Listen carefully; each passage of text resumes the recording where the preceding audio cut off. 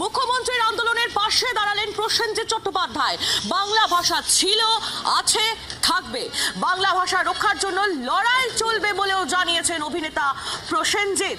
বাংলা ভাষা বিতর্কে এবার সরব টলিউড। মুখ্যমন্ত্রী মমতা বন্দ্যোপাধ্যায় আন্দোলনের পাশে দাঁড়ালেন অভিনেতা প্রসেনজিৎ চট্টোপাধ্যায়।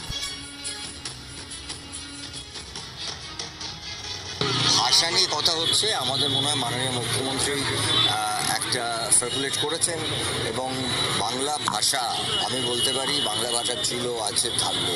তার জন্য যে কোনো লড়াই করতে আমরা লড়াই করব। প্রসেনজিৎ চট্টোপাধ্যায় তার বক্তব্য আমরা শুনছিলাম। কথা বলবো বিক্রম দাস, আমাদের প্রতিনিধি রয়েছেন আমাদের সঙ্গে টেলিফোন লাইনে। বিক্রম, মুখ্যমন্ত্রী মমতা বন্দ্যোপাধ্যায়ের ভাষা আন্দোলনের পাশে এবার টলিউড। প্রসেনজিৎ চট্টোপাধ্যায় তিনি বললেন যে লড়াই চলবে আগামীতে বাংলা ভাষার ঐতিহ্য রক্ষার জন্য। একেবারেই তাই। তোমাকে যেটা জানাবো যে মূলত বাংলা ভাষী